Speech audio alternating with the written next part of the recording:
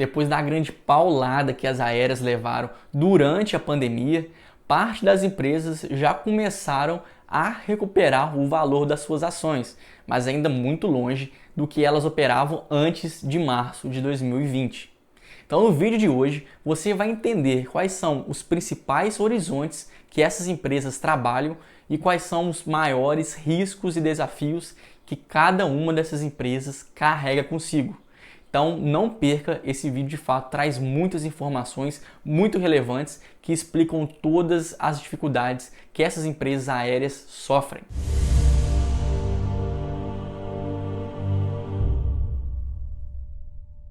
Alô investidor, eu sou o Gabriel, eu sou analista CNPI e antes de mais nada já deixa seu joinha, se inscreva no canal porque aqui eu vou compartilhar novidades exclusivas todas as semanas. Então não perca tempo, já se inscreva aqui. Afinal, essa é a maneira que vocês conseguem retribuir pelo todo o meu trabalho.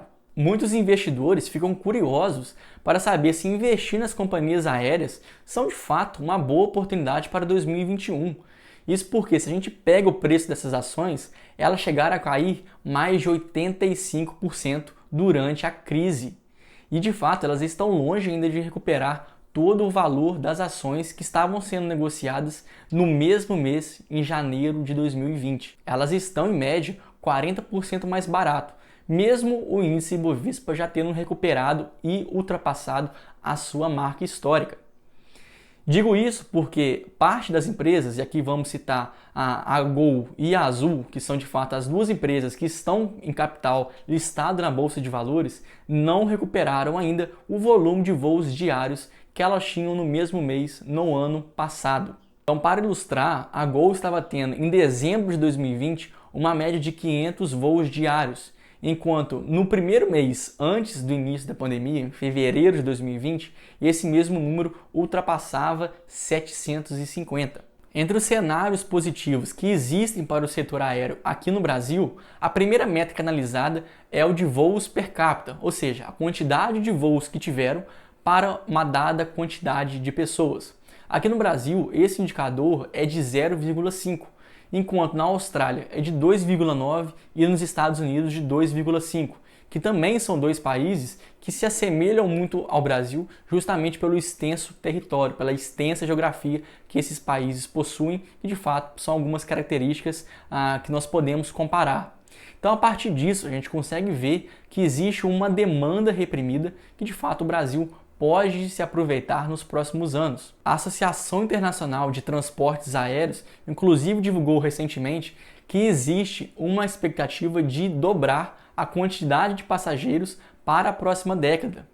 Além disso, se medidas flexibilizantes, medidas mais liberais forem adotadas na companhia, é de se esperar até mesmo um aumento em 5 vezes na quantidade de passageiros aqui no Brasil. Então, a partir do momento que o nosso país se tornar mais aberto a essas companhias aéreas, é de se esperar sim que o setor aéreo seja muito beneficiado disso, por um aumento de passageiros, um aumento de potenciais consumidores aos seus serviços. Por outro lado, quanto maior a flexibilização do setor, mais concorrentes eles podem atrair. Outros fatores que se pode explicar tamanho otimismo pelo setor aéreo se deve justamente à precariedade dos serviços nas malhas ferroviárias e rodoviárias. Ou seja, para chegar a alguns destinos mais distantes, o meio mais convencional e o mais rápido, de fato, é o setor aéreo.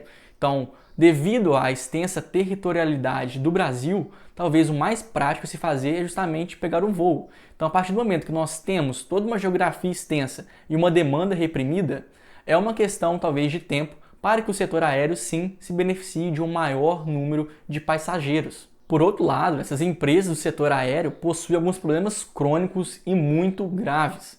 O primeiro deles é a alta alavancagem operacional. O que significa? Isso é que as empresas elas possuem gastos fixos muito fortes, muito altos. Ou seja, independente do tanto de voo que ela for fazer, que ela for operar, ela vai ter que pagar o mesmo tanto de gasto. Tem que pagar aluguel aos hangares, ela tem que pagar taxas aos aeroportos, tem que comprar e fazer a manutenção de todos os motores, de todos os aviões. Ou seja, ela possui muitos gastos fixos que, dependente de número de voos que ela realizar, ela vai ter que desembolsar aquele dinheiro. Ou seja, para essas empresas aéreas ganharem sim lucro líquido, elas vão depender de uma operação muito alta, elas vão precisar fazer muitos voos para que consiga pagar todas as suas contas. Só que a gente sabe que a quantidade de voos que uma companhia faz está associada ao cenário econômico brasileiro. Isso porque as pessoas, os consumidores, não vão comprar passagens aéreas a partir do momento que elas não têm dinheiro nem mesmo para viajar. Então, essas empresas, elas têm uma dependência muito forte do cenário macroeconômico do país em que elas estão situadas. Por exemplo, de 2012 a 2019, a taxa de crescimento de passageiros cresceu somente 2,2%. Então, existe uma relação tão forte que, nesse mesmo período, de 2012 até hoje, a Gol, por exemplo, só teve 2 anos em que ela teve lucro. No restante, em todos esses outros anos, ela teve prejuízos. Ou seja, pelo fato da taxa de voos, de crescimento de passageiros, ter tido poucos voos, tamanho é o potencial brasileiro, as companhias não conseguiram ter lucros. Então, o segundo problema, o segundo risco que esse setor aéreo tem está muito linkado ao problema de alavancagem operacional, que é justamente a dependência por uma economia pujante, uma economia forte que vende. Ou seja, se a economia brasileira vai mal, as empresas aéreas também vão mal. A companhia aérea precisa de uma demanda forte. No caso, se não existem pessoas, se não existem clientes, as companhias não vão conseguir vender e vão ter prejuízos muito fortes.